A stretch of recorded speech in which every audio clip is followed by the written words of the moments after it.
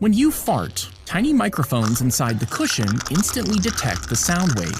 A computer inside analyzes the vibration in real time. Then, tiny speakers hidden in the padding play the exact opposite sound wave back at it. So the sounds cancel each other out. Because this is almost instant, the fart sound will disappear before anyone hears it. But the microphones could overload, mistaking your fart for an incoming signal that needs matching. So instead of canceling it, the speakers would amplify it until the cushion fired a single sound wave so loud it launched you off the chair and rattled every window in the